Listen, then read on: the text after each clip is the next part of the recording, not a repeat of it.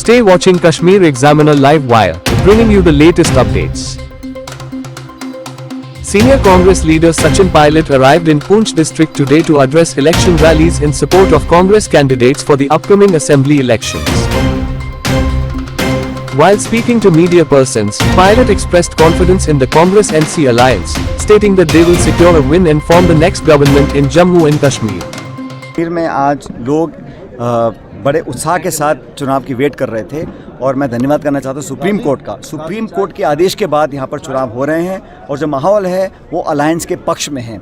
कितनी कोई कोशिश कर ले, जो लोग पर्दे के पीछे से सियासत करना चाहते हैं, वोट काटने की कोशिश कर रहे हैं, लेकिन मुझे लगता है कि यहाँ पर जो हमारे अलायंस है कांग्रेस पार्टी और नेशनल कॉन्फ्रेंस का, वो अलायंस जीत कर जाएगा। सरकार हम लोग बनाएंगे और अच्छे बहुमत से बनाएंगे और हर क्षेत्र में आज नौजवान उम्मीद के साथ कांग्रेस और हमारे अलायंस को देख रहा है और मुझे लगता है कि जो मुद्दे हैं लोग उन पर वोट डालेंगे। जो प्रोपेगेंडा किया जाता है, लोगों को बहकाने की कोशिश की जाती है, उस सबसे परे हटकर लोग विकास को, डेवलपमेंट को और एक अच्छी सरकार को चाहेंगे। इसलिए मुझे लगता है हम अच्छा चुनाव जीत कर जाएंगे यहाँ से। सर, बीजेपी की कैंपेन को आप किस तरह से देख रहे हैं जम्मू कश्मीर में? आपने बीजेपी के पास कैंपेन के लिए कुछ नहीं है। 10 साल से आपकी केंद्र की सरकार है, आपके गवर्नर साहब यहाँ पर थे, आपने यहाँ पर कितना विकास हुआ नहीं हुआ, सिर्फ लोगों को बांटने का स्टेटहुड जो यहाँ के जम्मू कश्मीर के लोगों का था, उसको बिना वजह आप लोगों ने छीना और सारे पावर्स लेकर दिल्ली में आप लोग गए। तो हम लोग चाहते हैं सबको बराबर का मौका मिले। हमारे कॉन्स्टिट्यूशन में सबको बराबर की हिस्सेदारी का एक अधिकार दिया है, वो छीनने का काम केंद्र की सरकार ने किया है। तो लोग जवाब चाहेंगे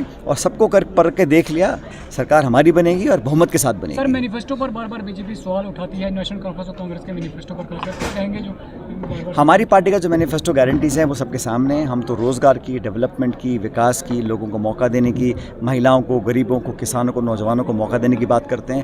हर पार्टी का अलग अलग एजेंडा है, लेकिन हमारा जो अलायंस है वो यहाँ पे एक सरकार बनाने का है, ताकि जो लोग महरूम रहे हैं इतने सालों से सरकार के बिना, यहाँ पर लोग काम नहीं कर पाए, परेशानी का बहुत लोगों ने सामना किया है, उसको ख़त्म करने के लिए सरकार हम लोग बना रहे हैं। और जैसे इंडिया अलायंस ने एक मजबूत चुनौती दी थी पूरे देश भर में, ऐसे यहाँ पर कांग्रेस और एनसी का जो अलायंस है, यहाँ पर सरकार हम लोग बनाएंगे। पहाड़ियों को क्या मैसेज रहेगा? ये जो मसला है लोगों को बांटने का, ये कामयाब नहीं होगा। सब बराबर के नागरिक हैं, सबको अधिकार है, सबको मिलकर साथ बढ़कर आगे करना है। लेकिन ये जो बंटवारे की राजनीति है, इसको लोग सिरे से खारिज कर रहे हैं। सर, वक्फ बोर्ड की तरमीम के लिए बीजेपी कह रही है, आपकी सरकार आएगी तो इसके बारे में आपका क्या है? बीजेपी सिर्फ जुमले देने का काम करती है और वो बिल पार्लियामेंट में लेकर आए थे, उसको वापस करना पड़ा।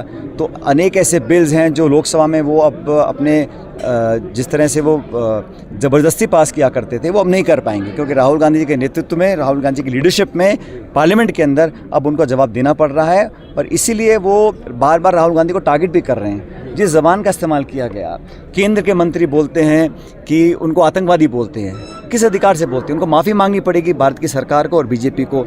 एक शिवसेना के विधायक राहुल गांधी जी के जीप काटने के 11 लाख रुपए का एक बोली लगाते हैं। क्या नेताओं ने उनको बर्खास्त किया?